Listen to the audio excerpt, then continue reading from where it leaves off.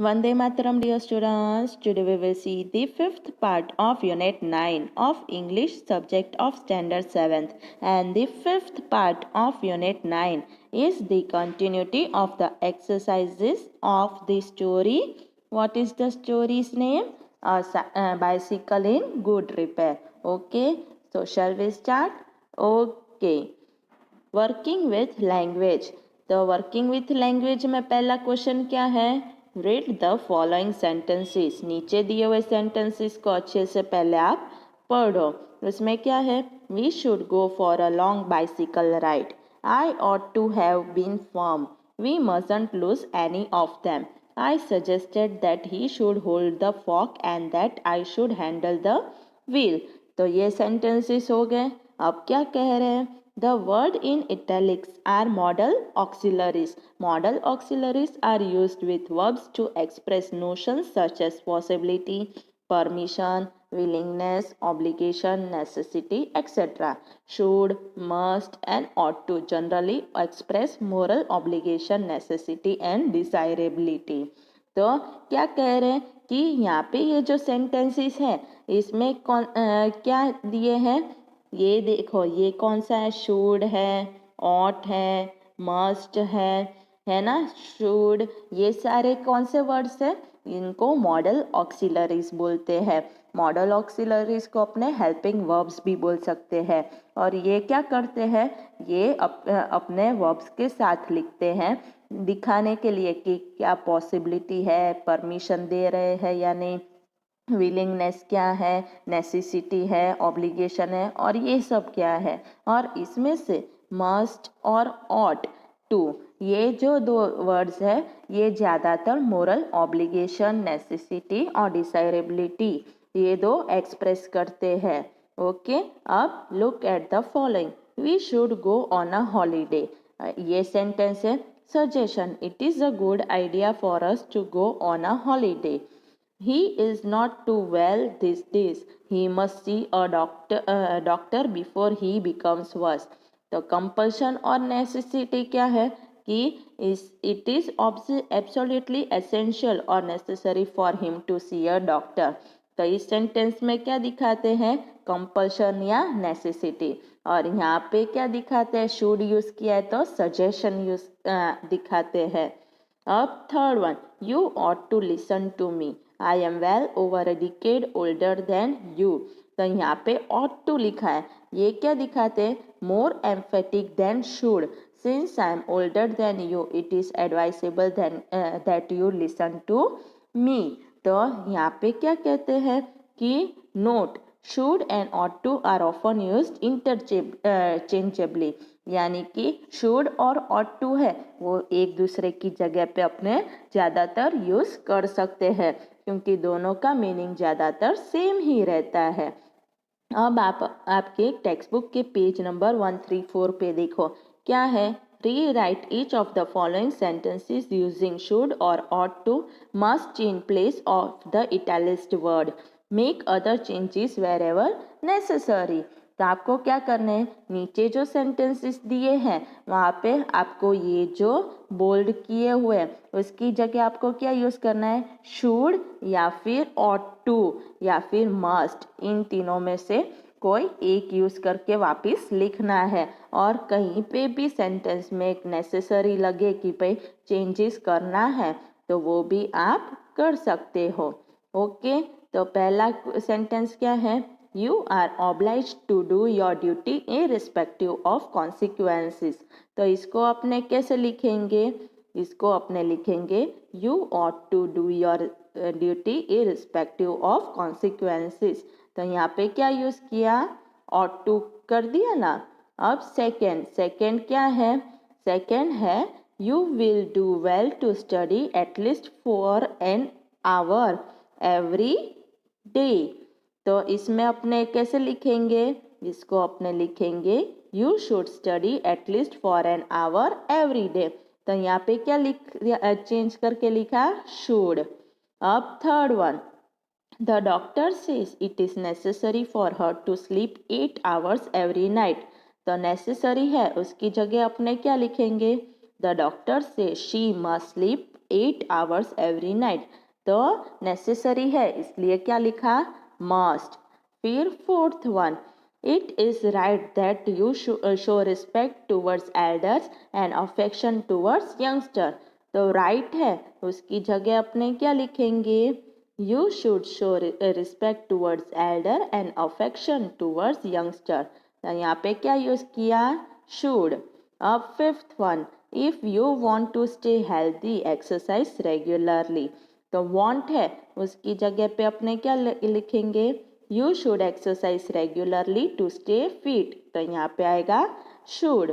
अब sixth one, it is good for you to take a walk every morning. तो good है, उसकी जगह अपने क्या लिखेंगे, you should take a walk every morning. Okay, तो ऐसे इंटरचेंज करके लिखना है। अब seventh one, it is strongly advise that you don't stand on your head. तो स्ट्रांगली एडवाइज्ड है, तो उसकी जगह पे अपने क्या लिखेंगे, you must not stand on your head. तो कितना सारा निकाल दिया ना, उसके जगह पे क्या लिखा, मस्ट। ओके, और लास्ट वन, लास्ट क्या है, as he has a cold it is better for him to go to bed. तो यहाँ पे क्या है, बेटर, पर अपने लिखेंगे कैसे, as he has a cold he should go to bed. तो बेटर की जगह शुड आ गया। अब पेज नंबर 135 पे देखो क्या है, use should must ought to appropriately in the following sentences। तो आपको नीचे नीचे जो fill in the blanks दिए हैं उसमें आपको कौन से वर्ड्स यूज करने हैं, should, must और ought to, ये करने हैं, इनमें से कोई भी। ओके, तो कैसे आएगा देखो, पहला है people who live in glass houses should not throw stones। तो पहले में क्या किया, should। Second one, you ought to wipe your feet before coming into the house especially during the rains। तो यहाँ पे ought to। you should do what the teachers tell you। तो यहाँ पे should। the pupils were told that they should write more neatly। तो यहाँ पे भी should आएगा। फिर sign in front of a park you must not walk on the grass। तो यहाँ पे must आएगा। you should be ashamed of yourself having made such a remark। तो यहाँ पे आएगा should। फिर he left home at 9 o'clock he should be here any minute। तो यहाँ पे भी should आएगा। whatever happened to the chocolate cake how should I know I have just arrived। तो यहाँ पे भी should आएगा। अब क्वेश्चन 3 क्या है, two or more single sentences can be combined to form a single sentence। read the following। तो अब क्या कह रहे हैं कि दो या दो से ज़्यादा सेंटेंस को मिलाकर अपने एक सिंगल सेंटेंस बना सकते हैं। अब नीचे जो सेंटेंस दिए हैं उनको पढ़ो। I made an effort and was pleased with my self. तो यहाँ पे क्या कह रहे हैं कि ये जो सेंटेंस है, this sentence is in fact a combination of two sentences.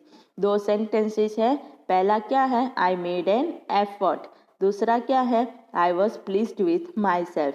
तो ये दूसरा सेंटेंस है, दो के एक सेंटेंस बना दिए, कैसे बनाए, एंड को लगाकर ज्वाइन कर दिए। अब यहाँ पे देखो, now read this sentence, I did not see why he should shake it. तो यहाँ पे क्या है, this is also combination of two sentences. तो कैसे, आई डिड नॉट सी, तो ये पहला सेंटेंस हो गया, और ईट है वो साइलेंट है, नहीं लिखे तो भी चलता है। Why should he shake it, तो ये दूसरा सेंटेंस हो गया।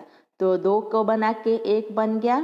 अब आपको क्या करना है, divide each of the following sentences into its part, right meaningful parts, if necessary supply a word और to make each part meaningful.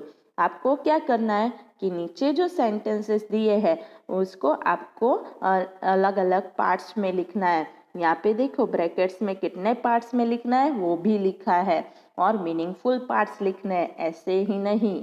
और अगर जरूरत पड़े तो कोई भी वर्ड हो, एक या दो, तो उसको आप ऐड कर सकते हो इसको बनाने में।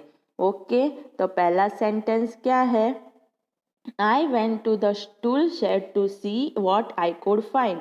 इसके आपको कितने पार्ट्स करने हैं, 3 पार्ट्स में। तो इसको अपने कैसे करेंगे? तो पहला है I went to the tool shed, ये पहला सेंटेंस हो गया पार्ट। फिर दूसरा I went there to see, तो देयर ऐड किया है, तो ये टू सी है, ये दूसरा हो गया part. What I could find, ये तीसरा हो गया। तो ऐसे 3 पार्ट्स बन गए। अब सेकेंड क्या है? When I came back he was sitting on the ground, तो इसके 2 पार्ट्स बनाने हैं। तो 2 कैसे बनेंगे? आई केम बैक, ये पहला हो गया। He was sitting on the ground, तो ये दूसरा हो गया। ओके, अब third one, we may as well see what's the matter with it, now it is out. इसके कितने पार्ट्स बनाने हैं? 3। तो उसमें पहला पार्ट कौन सा बनेगा? We may as well see it, it लगाना है। दूसरा part what is the matter with it, तो ये दूसरा हो गया। इट इज आउट नाउ, तो ये तीसरा पार्ट हो गया। ओके, अब fourth one, he said he hoped we had got them all, तो इसके भी 3 पार्ट्स बनाने हैं। तो ही सेड पहला, ही होप्ड उसके बाद, we had got them all इसके बाद। फिर fifth one, I had to confess he was right, इसके 2 पार्ट्स बनाने हैं। कैसे बनेंगे? I had to confess and he was right, ये 2 पार्ट्स बन गए। अब आप पेज नंबर 136 पे देखो क्या है। Fourth exercise, E N X as a prefix put at the beginning और as a suffix put at the end to form new words. तो क्या कह रहे हैं? ई है वो प्रीफिक्स की तरह भी यूज कर सकते हैं, यानी कि कहीं पे शुरुआत में, या फिर सफिक्स की तरह भी उसको अंत में लगा के कोई भी नया शब्द बनाने के लिए। कैसे? तो देखो, करेज है, उसके आगे ई एन लगा दिया तो एनकरेज हो गया। वीक है, उसके पीछे ई एन लगाया तो वीकेंड हो गया। ऐसे ही अपने इसको नया शब्द बना सकते हैं। E N at the beginning और at the end of a word is not always a prefix और a suffix, it is then an integral part of the word. तो क्या कह रहे हैं कि जब अपने, कितनी बार ऐसा भी हो सकता है कि जब अपने ई एन को आगे या पीछे लगाते हैं तो वो प्रीफिक्स या सफिक्स नहीं हो जाता है, वो वर्ड का इंटीग्रल पार्ट भी हो जाता है, कि वर्ड का एक अंदरूनी भाग भी बन जाता है। जैसे DING है, उसके आगे EN लगा है तो एंडिंग, तो एंडिंग है वो तो शब्द ही हो गया।